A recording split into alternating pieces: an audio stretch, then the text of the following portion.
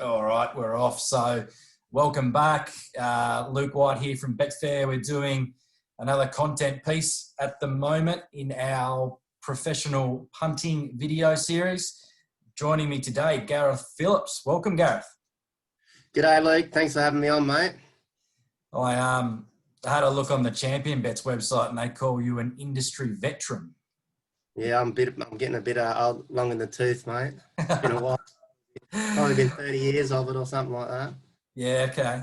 Well, I've met a lot of people in the game, but your name doesn't really come up that often. Do you like to keep a low profile? Yes, I've always been tried to fly under the radar, and it's a bit nerve-wracking talking to you, to be honest. Yeah, first time on Zoom. Away we go. Yeah, exactly. Mate, just to kick us off, maybe just give the guys a couple of minute rundown on where you come from, how you started all this. Mate, I'm the son of a journalist. I grew up in the eastern suburbs of Sydney in a place called Clovelly, a couple of 2 or 3 beaches south of Bondi. And my old man, he was never a punter, and I'm not from a racing background at all. I went to a school called Sydney High, and used to go past Randwick Racecourse on the way home. And one day, mate and I, we decided to duck in and see a few races. And I think I might have backed a winner with me $2 or me $3, and kind of thought, hang on, this is all right. Get an extra milkshake on the way home, and I started to take an interest of some sort. I actually, I was a bit of a budding photographer back in school, and with my old man having ties with News Limited, I used to be able to go out with the reporters and the photographers, and I had an interest in racing by then, so I'd go out to the racetrack and take some photos of what's going on out there. And one day there was a decent fall at Randwick. I think a horse called Coppertonic fell, and Alan Cowie, it was the fall where he was disabled, and I was allowed to run out onto the track and be first on the scene, take a few photos, and that got noticed by an art teacher, because I think we had an art competition at the time, and the photos were quite good. So she happened to be dating a form analyst that worked for Mark Reed at the time, who was based in Bondi Junction.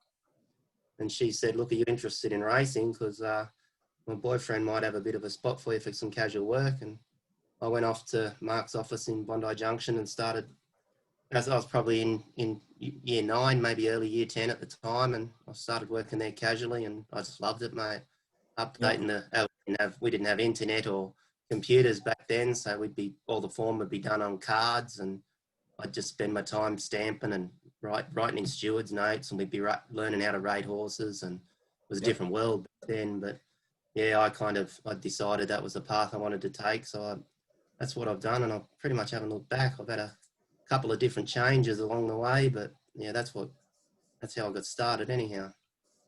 You did a stint with the bookies, did you? The corporates as well? I worked for Mark for, I'm not sure, probably 4 or 5 years. We went from Bondi Junction down to Double Bay, and then at a point in time, I was left with a bit of a crossroads where I had to either stay with Mark or go with my then mentor, which is a fellow called Arthur Harris. And I chose to go with Arthur, and we set off on a different path, and pretty much just punting for 20 years maybe. We were just punting, and there was a group of us. So sometimes the heads changed, but the theory always stayed the same. And I bet away for 20 years, and then a couple of the boys had enough of this, got a bit old and wanted to pursue different things. So we called it a halt, and found myself landing at Sporting Bet, which had just taken over Centre Bet, and I stayed with Sporting Bet for probably 3 years, maybe 4 years, before they made us all redundant, the form analyst. Yep. And then another year of chipping away on my own, and then I ended up back to the Corps with Ladbrokes, and I was with Ladbrokes for probably 5 years before they did similar, and made us all redundant, the form analysts, and all the auto pricing came into play. And then for the last year and a bit, I've been just punting from home, which it's interesting, the home thing. I worked from home for 20 years when I was just punting in a group. I mean, I never really did the punting. I did the form, and we always had the boys that do the punting. But it's when you work from home, it's there's a lot of positives in working from home. But I'm sure you blokes in Melbourne are learning that you actually never leave work. Yeah. It's a bit of a juggling act. There's a bit of a skill to working from home, but I quite enjoyed when I first went to the corporates and actually had people around me. I enjoyed all the boys in the corporate office. They're all generally good blokes. You all got the same sort of mindset. Everyone likes to have a bet and do their best and share their theories on how to find winners and losers, etc. And but now I'm back at home now, and I think things are going okay. I've got a 18-year-old and a 20-year-old. They're ready to fly the coop, and empty nest looms, and maybe a bit more time to do more form. Bit more cash in the bank, betting bank, mate. Yeah, that's exactly right. Not sneezing at that. Yeah. No, you are right. The working from home thing, and it's pretty common with the punters. Like it can be a bit of a lonely place, can't it? Because you're working by yourself in your home office, and to be honest, a lot of people don't talk too much about it, do they? I'm sure you found it hard over your time going out and talking to people at dinner that, you punt professionally. Most people normally stick their nose up or don't believe you or ask way too many questions. It's not worth the argument sometimes, is it? Oh, mate, I've had to call myself many different things over the years. I think I think talking to some people, I'd call myself a mathematician, which is absolute crap. But and there's certain people that they frown at the thought of not so much professional punting, but just gambling in general. So you have to pick your people and call yourself the right thing. But at the end of the day, I'm a form analyst. I always have been. I always will be. And I make up my story as I go, mate. Yeah, I like it. Like I said, mate, we've got a few questions through on Twitter about things which are obviously fire at you as well, with some couple of other things. But the people watching will keep this to half hour and we'll make it punchy. But mate, one of the actual questions was, how do you actually become an astute form analyst, and what would you recommend as a starting step? Like, are people actually doing courses for this now and all that sort of thing? Jesus. Is the question, how do I do the form, or how do I become a form analyst? And how do I become a punter, or how do I become a form analyst? They're very different things. Yeah. At the end of the day, the pathway to becoming a paid form analyst is terribly, terribly thin now, which you can see by all the redundancies that have happened in the industry. And I don't know what the numbers of paid analysts were 5 years ago, but I can guarantee it's a hell of a lot less now. So actually getting a start as a form analyst, I'd say you've got absolutely no hope. Experienced analyst getting a start as a paid analyst, it's highly unlikely that's going to happen.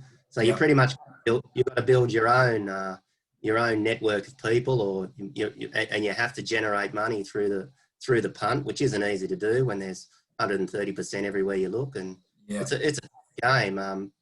To answer your question, you can't become a paid form analyst these days from scratch. It's highly unlikely. The best you could hope for is you could become a trader and hope it leads to somewhere, but they're just not hiring anymore, mate. I've got to say that over the years, everything changes all the time. I've been doing this for 30 years now, and everything in racing and gambling changes, and there'll be another change coming up in the next few years. At the moment, we're seeing all the racetrack bookies, they're popping up online, and, they're taking turnover away from the corps, and, Betfair is deeply rooted into the whole system. Things will change again. All the taxes, everything comes to a head, and things will change. But, I've been waiting for quite some time for the marketplace to change as far as the way that they're putting up early odds and not letting people on and blah, blah, blah. But at the moment, that's not happening. But, it's not a good time right now to start afresh and try and be a form analyst. Sorry, that was a bit long for a 30-minute period, wasn't it? No, it's all right, mate. It's a good question. Obviously, people that I've done work with and spoken with and worked alongside at Betfair, I know that there's still like some big syndicates out there to get people in the doors, but they've come and gone and closed down their operations. Like, I'm sure everyone knows Bartholomew and the Doctor and all that sort of stuff. I'm sure they've got people in the doors before, but I guess what you're probably suggesting to this guy is, really become better at it, but do it for yourself. You're going to do it for your own punting. You're not going to do it to, I guess, sell your services to somebody. That's what I'm saying, mate. And you've got to think that those with the amount of redundancies, I know I've worked with many analysts through the corporate situation, and there's a lot of good ones out there that they're not employed anymore, and they might not want to, you know, with young families and stuff, they might not want to chip away on the punt. It's a volatile industry, and you've got to have your losses, and they you would think that they're more likely to get those positions you're talking about than the Joe has just turned up and saying go and gives a crack. And I don't know, it's a tough thing to get into. You really got to have a passion for it. You really got to want to win on the punt, and do it for yourself, and just try and learn and be smarter, and try and get a network behind you. And there's everyone I've spoken to, all the videos I do here, everyone they've got the same tips, or the same, you know, 3 things that they kind of push people towards if they want to be successful, and that's obviously discipline, bank management, your staking, and recording and reviewing all your bets and being honest with yourself. Do you think there's anything else you can add to those main 3? Work hard. Yeah. You have to work bloody hard, mate, because it's a really tight marketplace these days. The things that were an edge many years ago, they're no longer an edge, and the edge always changes. And the social media and the amount of people wanting to share their information, to sort of say, look at me, or to create a network, it really has taken a lot of the edge away. And you know, I thought that horse on Saturday, the impressive horse that won, It's Me, and it's now the favourite for the Kosciuszko. You know, 5 or 6 or 7 years ago, people would watch that horse win and say, geez, that was impressive.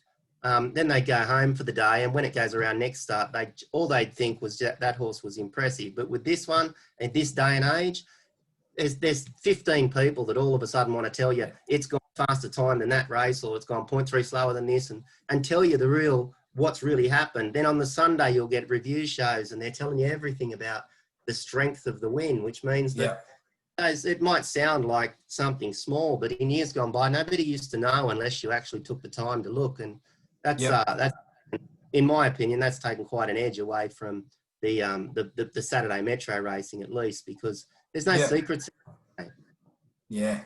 I remember someone telling me, someone quite successful actually, I wouldn't be surprised if you didn't know them, but they said like back in the 90s doing it, you know, you had to do the replays and that on the VCR, and that's kind of where the edge used to be, because there weren't many people doing it, and there weren't many people seeing it. So now you think that it's changed so much now that maybe you have to bet differently? Like, would you bet differently now than what you did 20 years ago?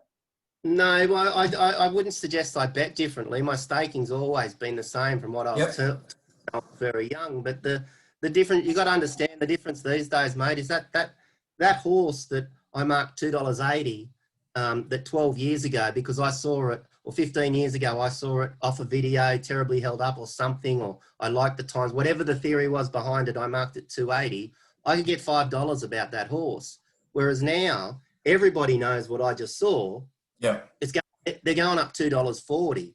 Yeah. So that create that's where the edge has gone, because it's in saying that, it just changes the way you have to do your form, because I'm aware of all of that, which means that everything's a lot tighter, and it's the way that you process things, which really does become an art form, in my opinion, how you price races, how you view races, and you really have to go that extra bit.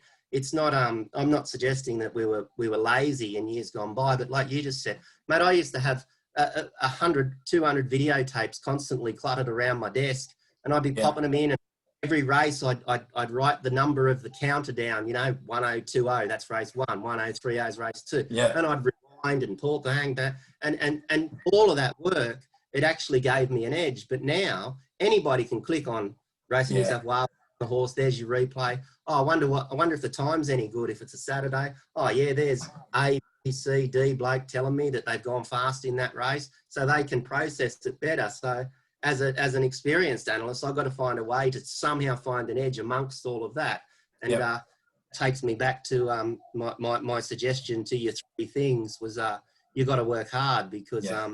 you really do. And I watched the bigger syndicates, the bigger punters when I was in the corporate offices. And what really startled me was I always thought that the best idea was to specialise in one area and really get to know your horses. But the way I watched those bigger punters, bigger players, more successful guys betting in the corporate offices, I learned that no, that's not it anymore. They go everywhere. They turn up everywhere, and Yeah. you got to ground if you want to make money. And as I say, my betting on Saturday Metro racing, it would be 5% of what it was 15, 20 years ago. Like I've really everything's disclosed, and I actually find that there's no point doing too much work on those races until later on, when you can have, even online, you can get 5, 6, 7, 8 decent judges give you a narrative on every horse. You may as well wait till they give them to you, and then pick the eyes out of it. What's the point of? I used to spend 12, 15 hours on those meetings. Now, I'll spend 3 or 4 hours. I find 2 races, and I just scrap the other ones because it's that scenario I told you before. It used to be $5, now it's $2.40. So, and off I go to the Gold Coast to try and find a winner. Yeah. How many meets a week are you betting on? I'm not really sure about the meets, but I pretty much work all the time. I bet on. I definitely look at the races 7 days a week. I find that Mondays are generally pretty shit, so I generally don't like the horses that are in. But sometimes I find something, mate, and 24/7 is my range. But it just depends on who's in. It depends on the conditions, and there's a lot of different variables. Sometimes I'll have 0 bets in a day. Sometimes I'll have, half a dozen to 8 bets in a day, and just depends. If I can find a good track bias or something favourable in conditions, I'll try and dig a bit deeper. Or, when over the winter months, which we're just coming out of, if the unknown of what the track's doing, whether it be how wet is it or what's the track bias, generally makes me push towards the later races on the day. Chime in at race 5 for the last 4 races after I watched the first 4, and you got more of an idea what you're looking for then. And it's very important, particularly in winter when it's wet. If the inside's quicksand and you like that thing drawn the paint, well, you've got to wait and find out, don't you? You can't. It's very frustrating, but we're coming to tracks now, and hopefully we can not be as concerned about those things. There was actually one of the questions from someone like, do you focus on certain horses or certain races? So from what you just said then, you'd probably stick away like from the maidens early in the day. Are you looking at maidens? Are you looking at distance races? Or are you just will bet anything if you think you can find something? Yeah, I'm not really specific on class or distance. I'm not really. I don't really rate myself that highly when it comes to the beyond 2,000 metre races. I learnt my lesson early days that my old mentor Arthur, he used to when we came into the modern era, he used to sort of start to lag behind because he didn't do so much video work that I did, and I sort of used to get his measure on those sprint races and mid-distance races. But I've realised when it came to the staying trip, he just had me beat every time, and I thought, well, there's a different approach to our form that's creating this.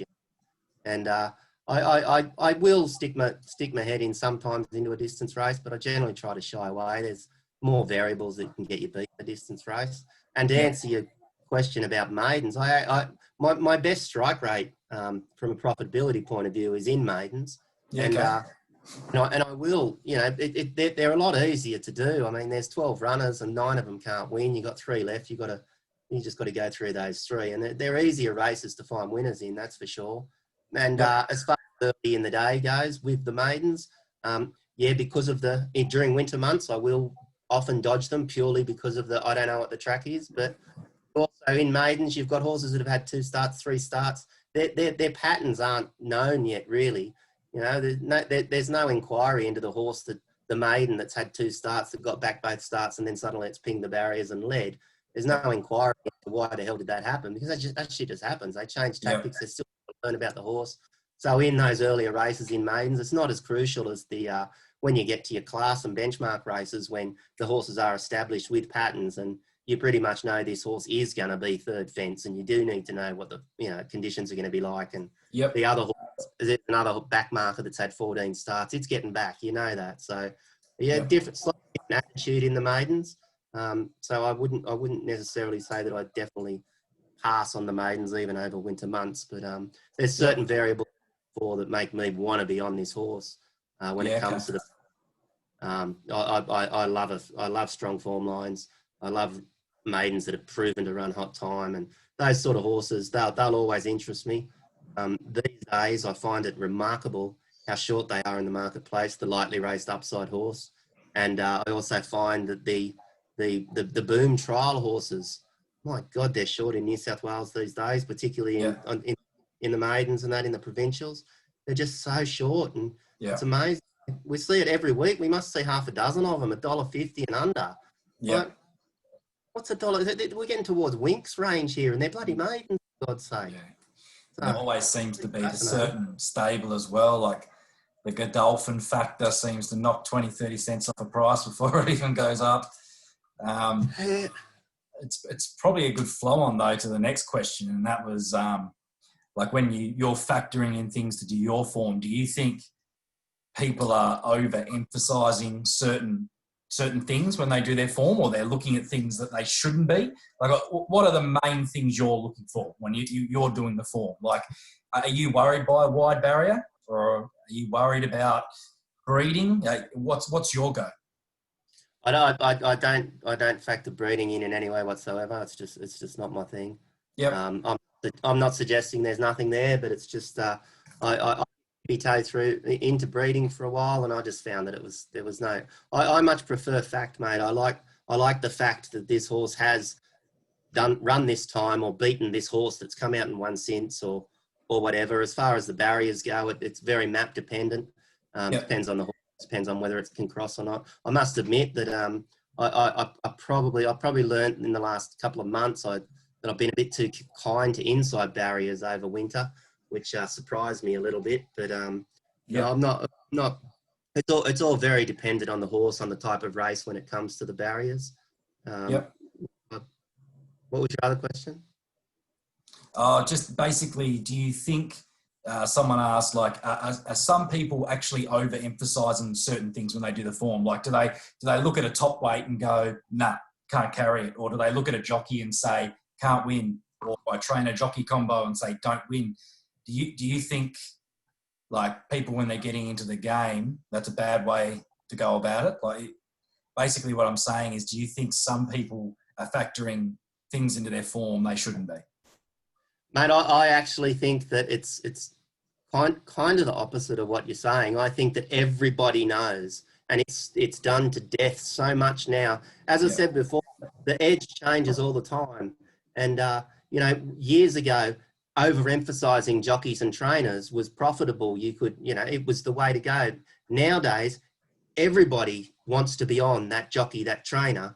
And that's why we're seeing these $1.50 chances going around that shouldn't be. So unfortunately, it takes away the fun a little bit, but I find you have to price the race to these horses that you're talking about, these top of the market favourites that have got the hot jockey trainer combo, the lightly raced horse, it's trialled well, the one with all the scope. They're the ones everybody wants to be on now, and I suggest that that's the right formula to try and find winners. It definitely is, but the bigger question becomes, what price should this horse be? Yeah. And that becomes the betting point. I mean, I can find that horse. You can find that horse. Everybody can find that horse. That's why it's going around at $1.50, because everyone wants to. So the pertinent question is, I personally don't bet under $3, so I'm never backing that horse ever. The question for me is it a value risk or not? Do I take it on or not? And if I can see any vulnerability at that mark, I'm going to dive into the race and try and see if I can find some strength in something else, because I believe the markets are just too top heavy with favourites at the moment. I think I think that since the corporates went to that with the extra tax, and they went to the 130, 135% mark, they just shovel it into the favourite, And after scratchings, even they just shove it in the top two picks, which just means they just get so short. And it takes a bit of fun away, because you know, even if I was an under $3 punter, I'd like to take $2.50 about this thing that I've marked $2.20, and but they're not $2.20, they're not $2.50, they're $1.60. Yeah. It's just, and you know, a lot of people, they've picked it, they think it'll win, so they take the $1.60, the $1.70. But the truth is, you're going to lose long term doing it, and so for that reason, you have to have your own market, you have to price your own market and have your own idea of price, and you got to live and die by the sword, mate. You got to take them on and get spanked when they win and cheer when they lose, and hopefully you're top in the long run, you know. Yeah. So just on that, like I've spoken to people about this before. It's like if you price something $2.50 and you can get $3.50 at the jump, say on Betfair, like how much are you putting into your betting when you see something like that? Say you see an alarming drift. Obviously, everyone knows that Betfair, the price is incorporated back to the on-course bookmakers, all that sort of thing, right? So they call it getting Betfairitis when something doubles in price. Are you more likely to now second guess yourself and stake around that, or do you double down, or are you chopping out, or is a guy just with your much experience just going to ride what you've got? Mate, it depends on the horse. It depends on, do I know why it's blown? Like, do I understand what the factor is in the form that's making this horse blow? Which these days, as we just talked about before, it may be because it's got a jockey that's unfashionable or a trainer that's unfashionable. Or if I understand why the marketplace is opposing it, then I'll probably just stick solid. If I'm concerned for other reasons, because maybe the horse is first up or whatever it might be, perhaps there's a change in conditions that I'm not sure about, then I'm probably more likely, because I'm quite stubborn, I'm probably more likely just to half my stake. And in my mind, it's you know, you when they blow, if you are in a position to be able to halve your stake, well, you're halving your losses and you're still getting the same sort of profit margin. So it's still a cheer. In saying that, if I've committed myself early, like not at your 250 range, but if I've taken $4 about something and it gets out to $8 late, I'm finding it very hard not to average up and have more on it. It's very, you know, you get beat a lot, but when you win, it's very satisfying, and you know, you double your wins, and you got to. There's no simple answer to what's the correct thing to do. I think everything's a race by race sort of situation and a horse by horse situation, but the idea of the game is you've got to get the best of the market. That's what it's all about.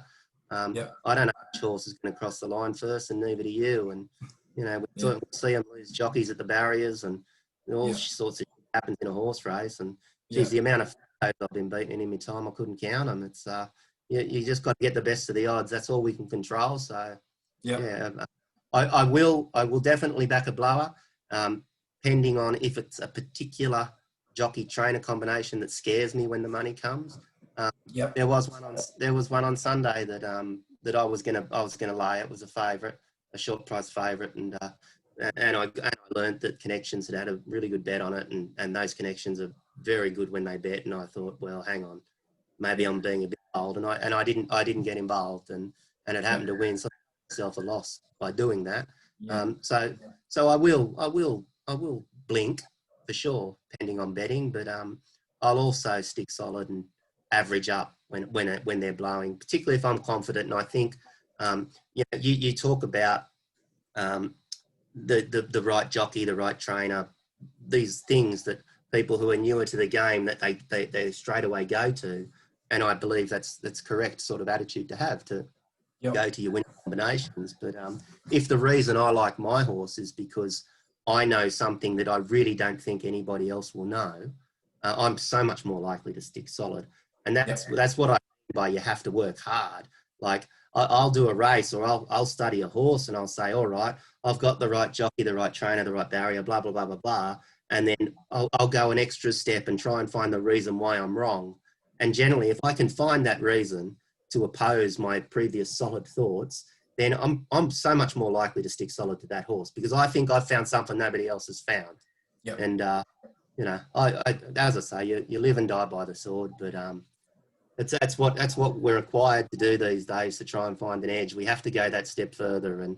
And when we hear, like I said before, with the horses like that one on Saturday that everyone goes and spruiks about the time it's run on the weekend, blah, blah, blah. Straight away, I've got to think, well, how am I going to shoot this down? I've got to find something to make that a different point of view, because you can't win if you're doing the same thing as everybody else. And everybody's doing what you said before. They're finding that number one jockey trainer and, the lightly raced horse. And so I don't know.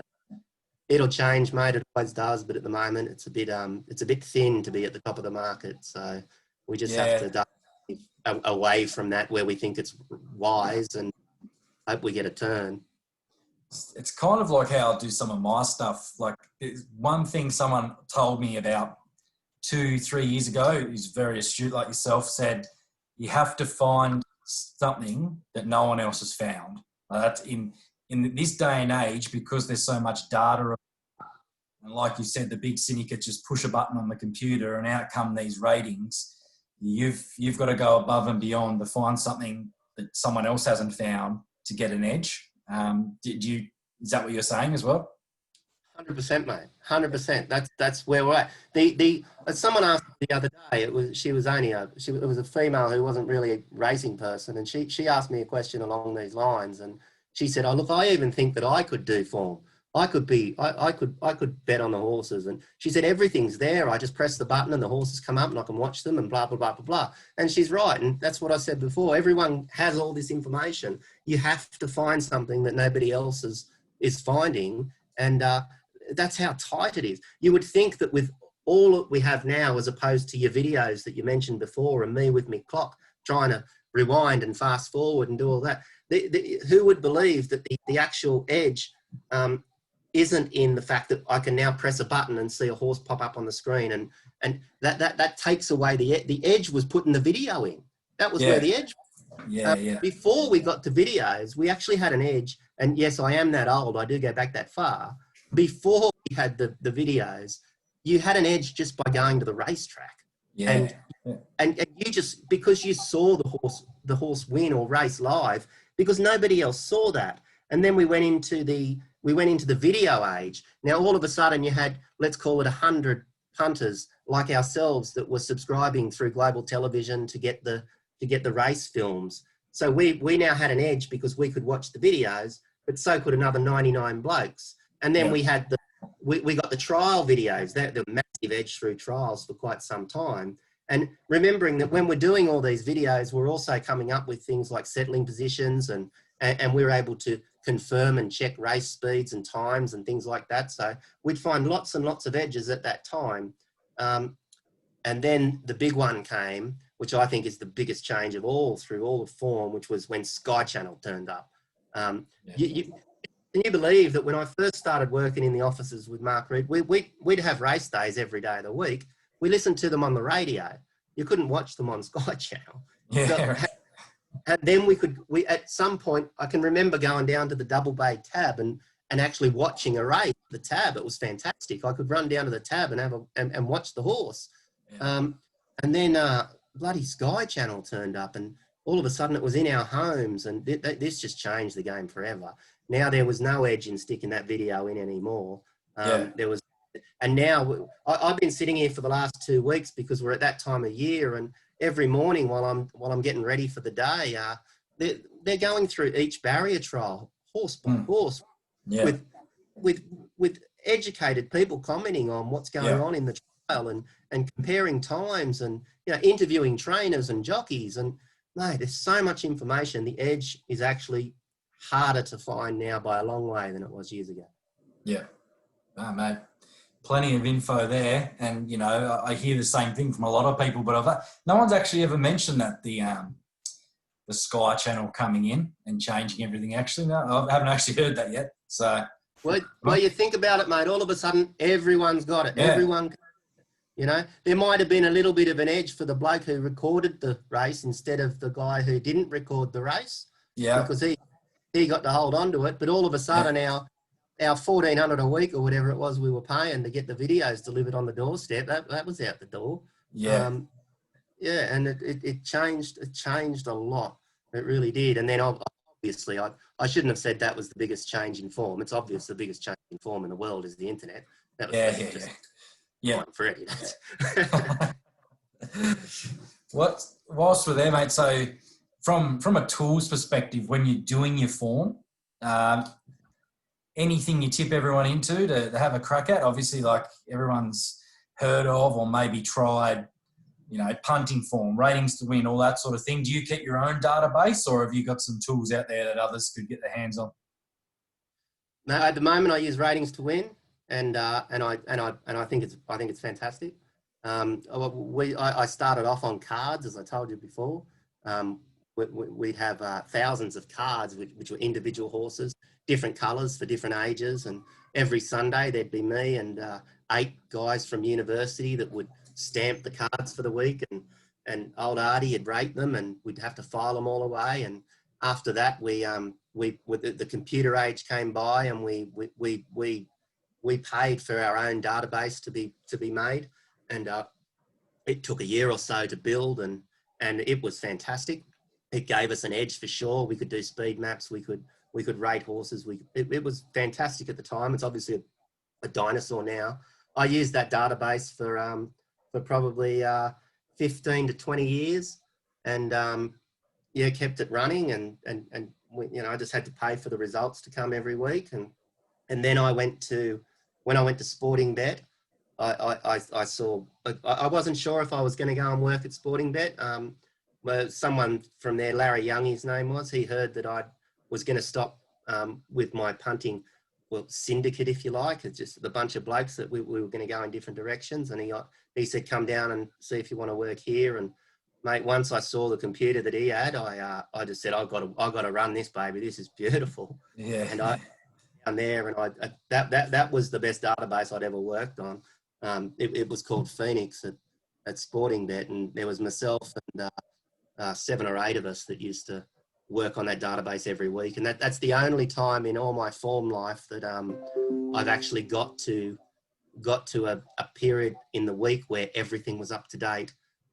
Actually got to a Friday afternoon and said, all the form's done for tomorrow, all the results are done from this week, let's go to the pub and have a beer. Yeah. Other than that, you never catch up, you're never up to date. And a database really is, as much as from Phoenix, I went to GTX, which is TV, Dan O'Sullivan's product, and I used that for 3 or 4 years, and it served me well. It was something I was very used to, and just in the last 2 years, I switched to ratings to win with it just has a few more bells and whistles that suited, and I recommend for today. I recommend ratings to win highly. What's going up tomorrow, I've got no idea, but I will say that these databases and doing form, it's not a case of your database and now you can be a judge. It's far from it. I'll guarantee you that the work I do with my ratings to win and the database I have is a hell of a lot stronger than the bloke sitting next to me that's just trying to use it to find a winner. Because I do lots and lots of different things myself, and I mean, this is what I've done all my life, basically, is just updating the data and try to keep track of things. Mate, I stopped remembering things 10, 15, 20 years ago. I couldn't tell you who's running in the next at Wyong, honestly. Didn't have a clue. It's on my database. Let me open the database. But no, I taught myself many years ago that anything I think that's interesting, anything that I think is relevant, enter it into the bloody database. And because there's no room in this bald head anymore, mate. I can't keep it all in there. I've got kids and houses and life to think. So, I'm very particular about my database, and if you took that away from me, I wouldn't be able to cope. I couldn't cope. That'd be my brain gone for the last 3 years. Yeah.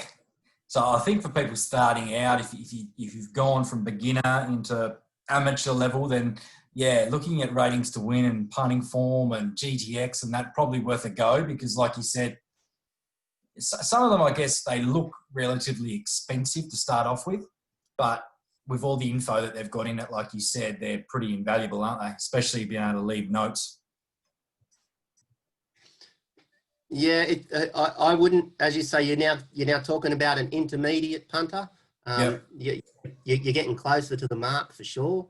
Yep. That they would make some use of these databases, and their curiosity would help them to learn as they go. And there is a point in time where I believe it becomes a natural step. There's a lot of people that don't use any database. That there's even the Humbledon boys that are mad black bookers.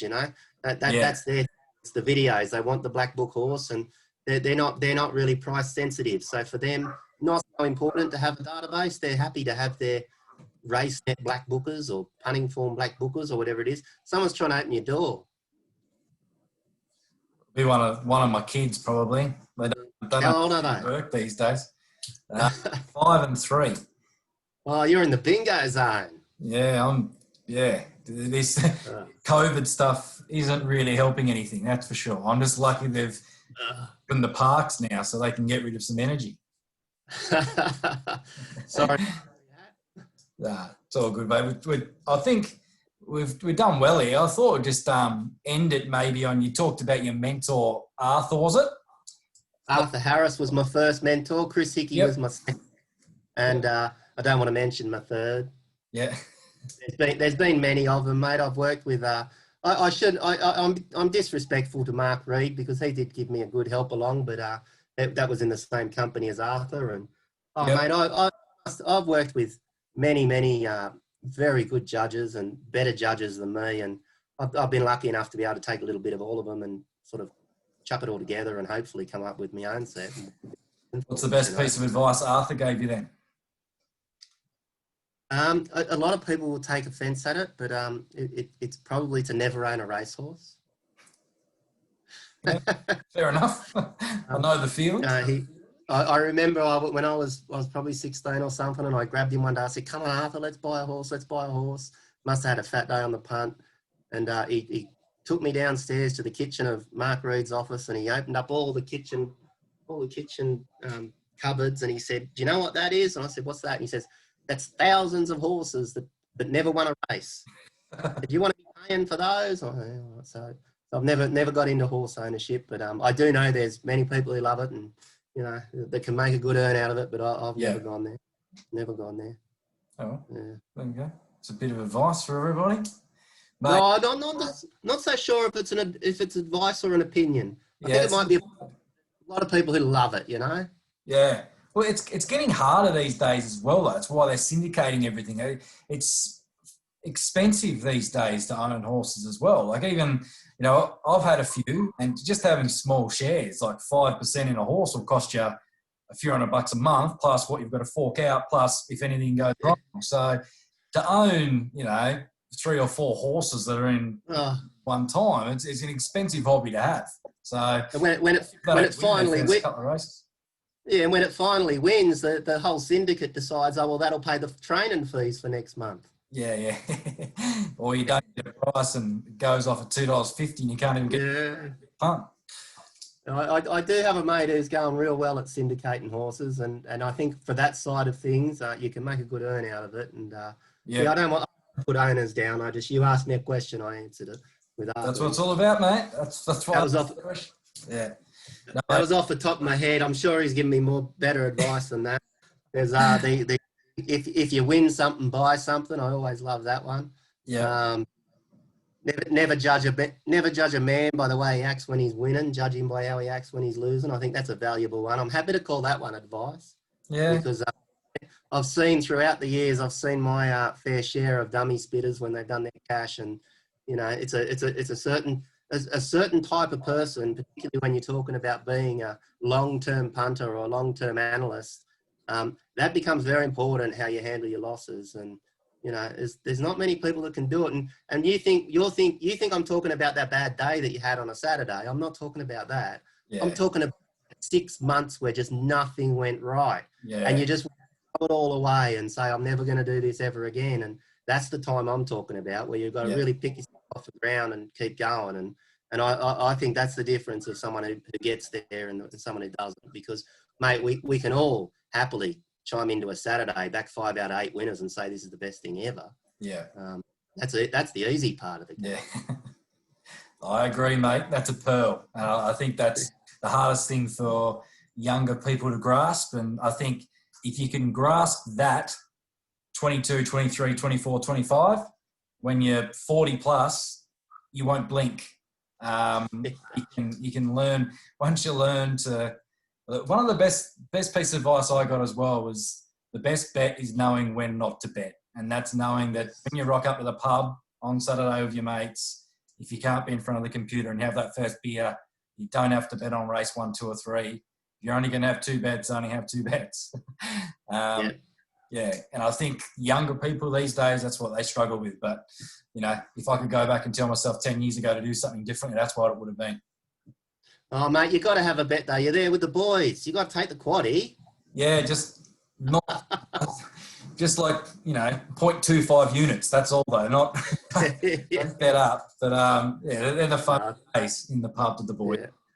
Yeah, I think you're spot on, mate.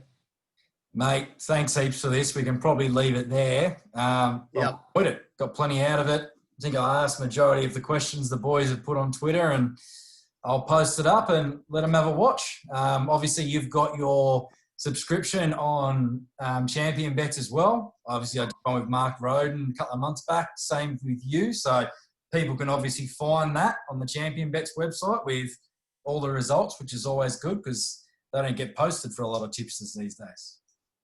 Yeah, it's very competitive. I'm surprised at all that world at the moment. There's blokes wanting to tip horses everywhere, isn't there? Yeah. Amazing. I've actually made a commitment to myself to not look at Twitter anymore. But I kind of need it for the occasional bit of information that pops up. But geez, there's a lot of shit you've got to scroll through. Yeah. Mate, thanks a lot. Cheers for this. Appreciate it. I'll post it up soon. Been a pleasure, mate. Anytime. Thanks, mate. Appreciate it.